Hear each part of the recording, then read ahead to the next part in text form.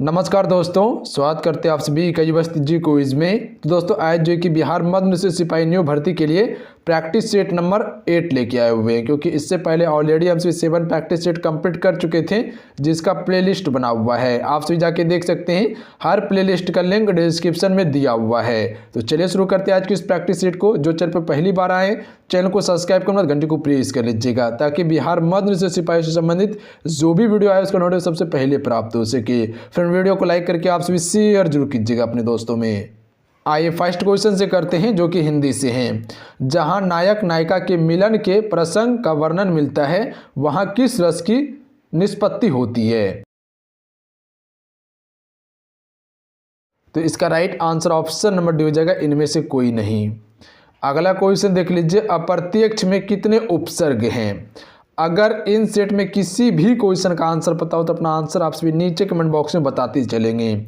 और देखिए फ्रेंड, आप सभी को बताना चाहते हैं, आप सभी के लिए स्पेशल 500 क्वेश्चन का मैराथन क्लास आपको दिया गया। 500 हिस्ट्री का हो गया, ज्योग्राफी का हो गया, पॉलिटी का हो गया, साइंस का हो गया, सभी का मैराथन क्लास आपको दिया गया है, जिसका प्लेलिस्ट बना हुआ है। लिंक डिस्क्रिप्शन में प्रोवाइड कर दिए, तो वहां से जाके आप सभी कवर कर सकते हो उसे, जो कि बिल्कुल टॉपिक वाइज है। अप्रत्यक्ष में 2 उपसर्ग है, ध्यान रखिएगा।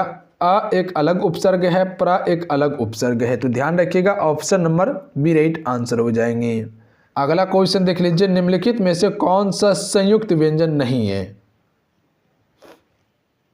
तो right answer option number B हो जाएंगे, मूर्धन्य।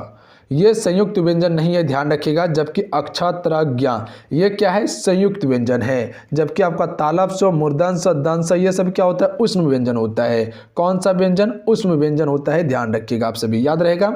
अगला क्वेश्चन कर लेते हैं, निम्नलिखित विकल्पों में से अशुद्ध वाक्य का चयन कीजिए। तो right answer option number B हो जाएंगे, वे निसंतान माता पिता हैं। ये क्या है? अशुद्ध वाक्य, ध्यान रखिएगा। सबसे पहले तो माता पिता में योजक चिन्ह का प्रयोग होगा, ध्यान रखिएगा। सही क्या है? हमें अपने माता पिता की सेवा करनी चाहिए, बिल्कुल सही है। राजू रविवार को आएगा, राजू रविवार को आएगा, बिल्कुल सही है। वह निर्दोष है, ये भी सत्य है, सत्य नहीं है, ऑप्शन नंबर बी सही नहीं है। अगला क्वेश्चन है, विलोम शब्द का चयन कर रिक्त स्थान को भरिए। जीवन में सुख दुख धूप डैश की तरह आते हैं। जीवन में सुख दुख धूप डैश की तरह आते हैं, यानी कि धूप छांव की तरह आते हैं। तो ऑप्शन में ए राइट आंसर हो जाता है। कभी धूप कभी छांव आते हैं, यानी कभी सुख भी होता है, कभी दुख भी होता है। क्लियर है? अगला क्वेश्चन कर लेते हैं फ्रेंड। अगला क्वेश्चन है, मैं यह काम आप ही कर लूंगा प्रस्तुत वाक्य में सर्वनाम है। तो इसमें निश्चयवाचक सर्वनाम हो जाएगा, क्योंकि यहाँ बताया जा रहा है कि मैं ये काम आप ही कर लूँगा, ध्यान रखिएगा। तो इसमें क्या निश्चित बात बताया जा रहा है कि मैं ये काम कर लूँगा। अगला देख लीजिए, निम्न विकल्पों में से कौन सा एक विकल्प द्विगु समास का उदाहरण नहीं है? तो राइट आंसर ऑप्शन में भेजेंगे, नर रत्न जो है ये द्विगु समास का उदाहरण नहीं है। आप सभी को पता होंगे, द्विगु समास जो होता है, जो भी संख्यावाचक होता है, वो द्विगु समास होता है, ध्यान रखिएगा आप सभी। जैसे तिरंगा, इसमें जैसे तेराहा हो गया, जैसे चौराहा हो गया, नवरत्न हो गया, नौम्बी हो गया, पंचामृत हो गया, ये सभी क्या है? ये सभी आपका द्विगु समास का उदाहरण है, जिसमें संख्या गिनती करने के लिए आ जाए, जैसे 1 2 3 4 5 इस तरह गिनती करने के लिए आ जाए, वो द्विगु समास होता है। अगला है, ऊंट का पर्यायवाची नहीं है। बी राइट आंसर देंगे, क्रमलेन। क्रमलेन जो है ऊंट का नहीं है, जबकि कि उष्ट्र और क्रमलेख जो है कि फ्रेंड ये ऊंट का पर्यायवाची है। अगला है, मुट्ठी में होना मुहावरे का सही अर्थ है। तो मुट्ठी में होना मुहावरे का अर्थ क्या होता है? अधिकार में होना। अगला है, काला अक्षर भैंस बराबर लोकोक्तियों का सही अर्थ क्या है? तो काला अक्षर भैंस बराबर यानी कि अनपढ़ होना, ध्यान रखिएगा आप सभी। सी राइट आंसर देंगे। चलिए अब सामाजिक अध्ययन का क्वेश्चन देखते हैं, यानी कि जीके का पोर्शन को हम सभी देखेंगे, ध्यान दीजिएगा आप सभी। क्वेश्चन है, मूर्तिकला का गंधार स्कूल निम्न शैलियों का सम्मिश्रण था। तो right answer option number A हो जाएंगे, भारतीय एवं ग्रीक शैलियों का था, ध्यान रखिएगा। भारतीय और ग्रीक शैलियों का सम्मिश्रण था। अगला है, पंजाब के हिंदू शाही राजवंश को किसने स्थापित किया? तो ये किया था कल्लर ने, ध्यान रखिएगा। किसने किया था? कल्लर ने। अगला है, निम्न में से भक्ति संतों का सही तैथिक कालानुक्रम अनुक्रम चुनिए। भक्ति संतों के बारे में कहा जा रहा है, तो इसका right answer option number A से होगा, ध्यान रखिएगा। कबीर होगा, उसके बाद गुरु नानक होगा, तब चैतन्य होगा, तब मीराबाई होगा, ध्यान रखिएगा आप सभी। अगला देख लीजिए क्वेश्चन नंबर 24 है, असम और नागालैंड की पहाड़ी वनों में पाया जाने वाला भारत का एकमात्र कपी है। गिब्बन पाया जाता है, ध्यान रखिएगा। कौन सा कपी है? गिब्बन। अगला है, भारतीय पर्यायी द्वीप की सबसे लंबी नदी कौन सी है? चलिए बताएंगे आप सभी। भारतीय पर्यायी द्वीप की बात किया जा रहा है तो गोदावरी हो जाएगा, ये दक्षिण भारत की सबसे लंबी नदी है। उत्तर भारत में गंगा, या तो कहे तो पूरा भारत की सबसे लंबी नदी गंगा ही है। अगला है, भारत का सबसे ऊंचा जलप्रपात किस राज्य में है? कर्नाटक राज्य में है, जिसका नाम क्या है? जोग जलप्रपात, ध्यान रखिएगा आप सभी।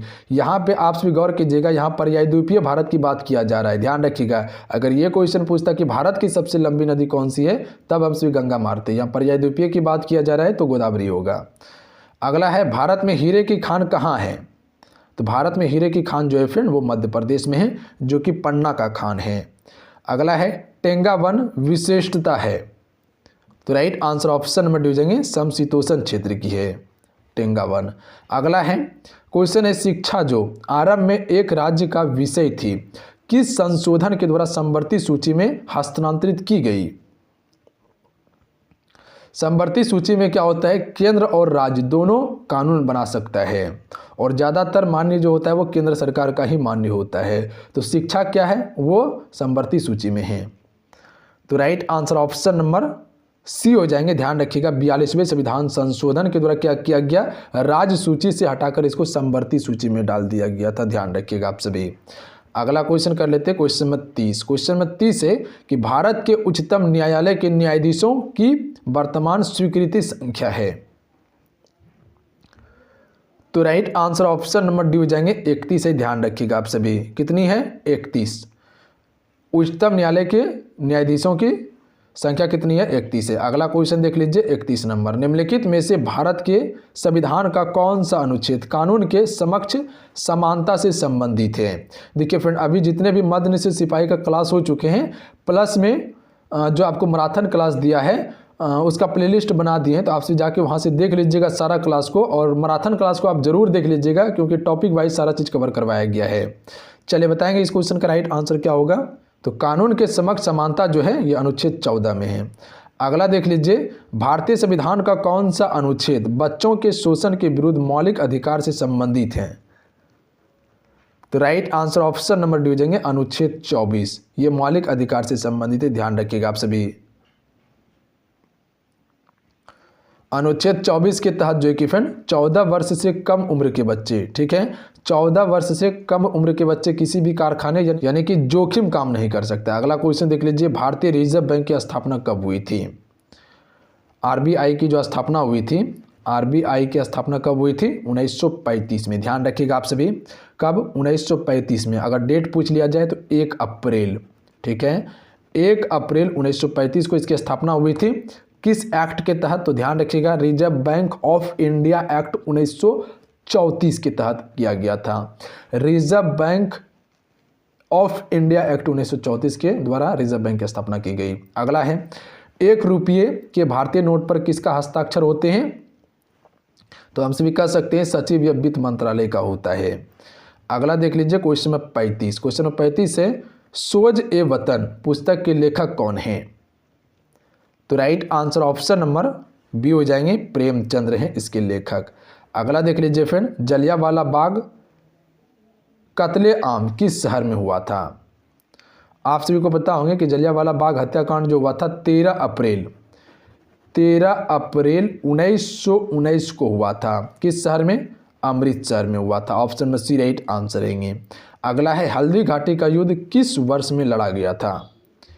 तो हल्दी घाटी का युद्ध जो हुआ था महाराणा प्रताप और अकबर के बीच में हुआ था, तो ये 1576 में लड़ा गया था। तो ऑप्शन में बी राइट आंसर हो जाएंगे। अगला है, वह महिला जिसने अवध में 1857 की क्रांति का नेतृत्व किया था उसका नाम क्या था? अवध से नेतृत्व किसने किया था? तो right answer option number D हो जाएंगे बेगम हजरत महल ने अवध से नेतृत्व किया था। ध्यान रखिएगा, अगर पूछ लिया जाए कि 1857 की क्रांति की शुरुआत किस डेट से हुई थी तो 10 मई से। कहाँ से? मेरठ से। ध्यान रखिएगा, मेरठ से हुआ था। अगला देख लीजिए, महात्मा गांधी ने पहला आमरण अनशन कब प्रारंभ किया? तो ये किया था कम्युनल अवार्ड के समय में। ध्यान रखिएगा आप सभी, ये किसके द्वारा किया गया था? महात्मा गांधी जी के द्वारा। किस जेल में प्रारंभ किया था?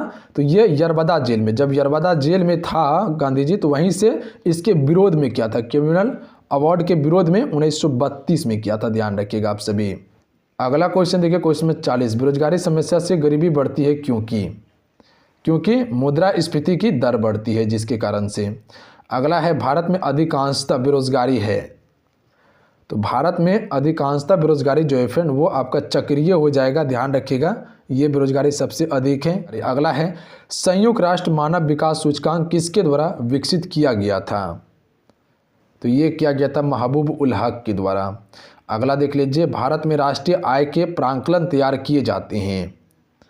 तो राइट आंसर ऑप्शन में हो जाएगा केंद्रीय सांख्यिकी संगठन के द्वारा किए जाते हैं। अगला क्वेश्चन कर लेते हैं फ्रेंड, भारत के मुख्य चुनाव आयुक्त को निम्न में से किसके द्वारा नियुक्त किया जाता है? राइट आंसर ऑप्शन में सी हो जाएगा राष्ट्रपति के द्वारा नियुक्त किया जाता है फ्रेंड। ध्यान रखिएगा आप सभी। अगला है, मौर्य काल में शिक्षा ग्रहण करने का सर्वाधिक प्रसिद्ध केंद्र था। तो ए राइट आंसर है तक्षशिला था। ध्यान रखिएगा आप सभी। अगला है, किस वायसराय की हत्या उसके कार्यकाल में ही की गई? तो लॉर्ड मियो की हत्या किया गया था। ध्यान रखिएगा आप सभी, लॉर्ड मियो के द्वारा ही अजमेर में मियो कॉलेज की स्थापना 1872 में की गई थी। अगला है, संसद में पहला लोकपाल विधेयक कब रखा गया था? चलिए बताएंगे आप सभी। क्वेश्चन में 47 के लिए राइट आंसर वर्ष 1968 में रखा था। ध्यान रखिएगा। अगला है, एलिफेंटा की प्रसिद्ध गुफा मंदिर का संबंध था। एलिफेंटा की गुफा जो है वो मुंबई में है और ये राष्ट्रकूट वंशों से संबंधित था। अगला देखिए, संविधान का कौन सा अनुच्छेद दोष सिद्ध के संबंध में अभियुक्तियों को दोहरे दंड एवं स्व अभिशासन से संरक्षण प्रदान करता है? तो डी राइट आंसर है अनुच्छेद 20 करता है। ध्यान रखिएगा आप सभी, कौन करता है? अनुच्छेद 20। अगला क्वेश्चन कर लेते हैं फ्रेंड। अगला क्वेश्चन है, हुमायूं नामा के लेखक कौन हैं? तो हुमायूं नामा के लेखक हैं गुलबदन बेगम। तो option number C right answer है गुलबदन बेगम। अगला है, संसद की समिति बैठक की अध्यक्षता की जाती है। 51 का सी लोकसभा के स्पीकर के द्वारा की जाती है। ध्यान रखिएगा आप सभी। अगला है, चंद्रमा एक है। तो राइट आंसर ऑप्शन में सी हो जाएंगे उपग्रह है चंद्रमा एक। अगला है, भारत का सबसे बड़ा जलप्रपात जोग प्रपात किस नदी पर है? तो इसका राइट आंसर ऑप्शन में हो जाएंगे शरावती नदी पर है जोग जलप्रपात। कहाँ पे है? कर्नाटक राज्य में। अगला है, हमारे जलमंडल का सबसे बड़ा भाग है। तो हमारे जलमंडल का सबसे बड़ा भाग प्रशांत महासागर का है। सबसे बड़ा महासागर है प्रशांत। अगला क्वेश्चन कर लेते हैं फ्रेंड कि ओजोन परत अवस्थित है। ओजोन परत जो है समताप मंडल में अवस्थित है, जो कि पृथ्वी तल से लगभग 50 किलोमीटर में है। ध्यान रखिएगा, फैला हुआ है समताप मंडल। सबसे नज़दीकी मंडल क्षोभ है। क्वेश्चन है, निम्नलिखित में से कौन सा देश अर्नड तेल बीज का सबसे बड़ा उत्पादक एवं निर्यातक है? भारत है। ध्यान रखिएगा। निम्नलिखित भारतीय द्वीपों में से कौन सा द्वीप भारत एवं श्रीलंका के मध्य है? तो ये है रामेश्वर द्वीप, जो कि भारत और श्रीलंका के मध्य है। बिहार में कांवर झील पक्षी अभ्यारण्य कहाँ स्थित है? तो ये स्थित है सारण में। ध्यान रखिएगा आप सभी, कहाँ पे है? सारण में। अगला है, किस देश के नौसेना प्रमुख भारत की 3 दिवसीय आधिकारिक यात्रा पर आए थे? तो ये देश का नाम है अमेरिका देश की सेना आए थे। अगला है, हाल ही में अरुणाचल प्रदेश में सांप की किस नई प्रजाति की खोज की गई है? तो ये है भूरा पीठ वाइपर। ध्यान रखिएगा आप सभी। अब चलिए हम सभी साइंस के क्वेश्चन को देखते हैं, यानी कि समान विज्ञान का क्वेश्चन है, वयस्क मानव शरीर में हड्डियों की संख्या होती है। तो इसकी संख्या कितनी होती है फ्रेंड? तो हम सभी कह सकते हैं 206 होती है। अगला है कोलेस्ट्रॉल का असामान्य अस्त्र संबंधित होता है, तो ये संबंधित होता है वृक्क पत्थर निर्माण से, ध्यान रखिएगा आप सभी। Option number C correct answer है। कोलेस्ट्रॉल का असामान्य अस्त्र किससे संबंधित है? वृक्क पत्थर निर्माण से संबंधित होता है। वृक्क मतलब क्या होता है? किडनी। अगला है फसल चक्र आवश्यक है, तो ये किस लिए आवश्यक है? मृदा की उर्वरा शक्ति में वृद्धि हेतु आवश्यक है। ऑप्शन में सी राइट आंसर है। अगला है एंजाइम एक है, तो राइट आंसर ऑप्शन में से जाएंगे बायो उत्प्रेरक है एंजाइम, ध्यान रखिएगा आप सभी। अगला है निम्न में से कौन सा संक्रामक बीमारी नहीं है? तो ए राइट आंसर है एड्स। एड्स जो है ये संक्रामक बीमारक नहीं है, और एड्स जो होता है वो HIV वायरस के कारण होता है। अगला क्वेश्चन कर लेते हैं, निम्न में से कौन सा आनुवांशिक अव्यवस्था नहीं है? तो राइट आंसर ऑप्शन में से जाएंगे इरिटेबल बाउल सिंड्रोम। ये जो कि फ्रेंड आनुवांशिक अव्यवस्था नहीं है, जबकि डाउन सिंड्रोम, हीमोफीलिया, दात्र कोशिका अरक्तता, ये सभी क्या है? आनुवांशिक अव्यवस्था है। अगला देख लीजिए, निम्न में से कौन सा जैविक मूल का है? तो राइट आंसर ऑप्शन में हो जाएंगे मूंगा। मूंगा जैविक मूल का है। अगला है इन्फ्लुएंजा रोग होता है,